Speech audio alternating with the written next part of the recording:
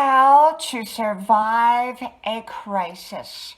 How to survive a crisis. Hello, y'all. I'm Dianna, Brianne. I don't give advice, suggestions, information, recommendations. I just share with you my perspective on different topics. I hope you like, share, subscribe. Channel names are pinned at the top of the comment section below. As you can see, I have Grandma's porch covered up. We get very, very heavy pollen about this time of year, and it will ruin the furniture or be very difficult to get it off once it gets on. So I've covered everything up for right now for about the next 2 weeks. Then I will remove everything and probably pull some things out and hose it all down on the floor because, well, the pollen gets all over everything. Well, I wanted to talk today a little bit about surviving a crisis. As you all know, I don't give advice or suggestions or information or recommendations, but I just share with you how I live my life and how I've gotten through things. And, you know, one of the things I think is very important is to identify what caused the crisis. Was it choices that the person made, or did the crisis just happen?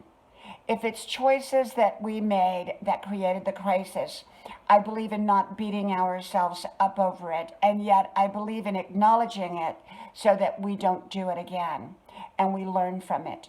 And also there are crises that happened that we had nothing to do with to create. They just happened. It's sort of like a storm rolling through. We have no control over that storm. We react to it, but we can't prevent the storm from coming through. So our reactions will determine how we get through that storm. And so, you know, a lot of people think that that they can control everything. And there are things that I believe that we cannot control, like a storm coming through. It's what we can control is our reactions to that storm. So I believe in making great choices and great decisions every step of the way, the best that we can possible, so that we can come out on the other side of that crisis or that storm in the most positive way. I believe in surrounding myself with a lot of people that I can truly trust. Remember, not everybody can we trust. Not everyone that seems trustworthy is truly trustworthy. So it's important to know beforehand who we can trust and who we can't, because those people often will be looking out for things that we're too busy or too overwhelmed by focusing on the crisis that we're not seeing. And so having people that are watching out, genuinely watching out for our good, is very, very important.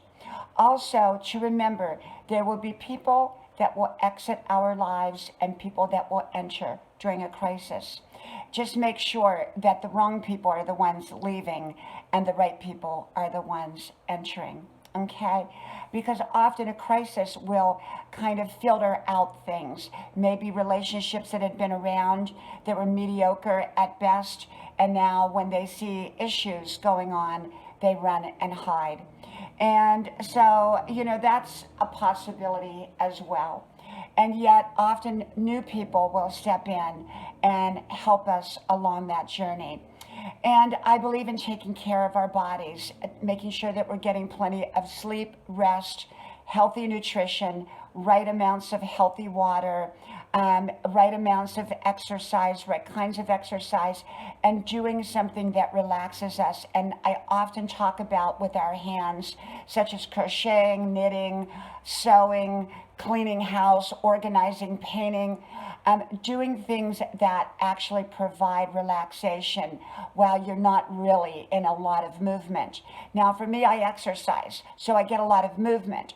That's not what I'm talking about, although that is very important to make sure that we're getting plenty of good exercise, and yet the right amounts of exercise. And yet it's also important that when we're more idle, that we have something to do with our hands that is good distraction, because often good distraction provides us with answers, solutions, or just relaxation while we are trying to get through whatever we are trying to get through.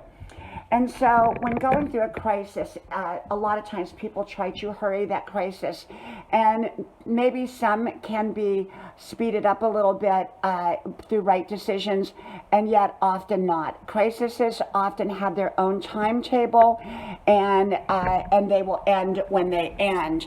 But often, getting through that crisis is in how we react to the crisis and the kind of decisions, choices that we make. So we want to make right choices and right decisions. Okay, so I thought I would come on here and talk a little bit about surviving a crisis, getting through a crisis.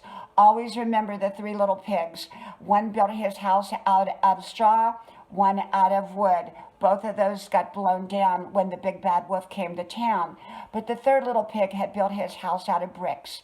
And the two other little pigs went to the third little pig's house, and they all survived in that brick house. And so we're not to be dependent upon, someone else's brick house. We need to build our own brick house, so to speak, through the ways that I talked about: great decisions, great choices, surrounding ourselves with the right people. Okay, from my house to yours, may God bless you. I hope you like, share, subscribe, and I hope to talk to you soon again. Bye-bye.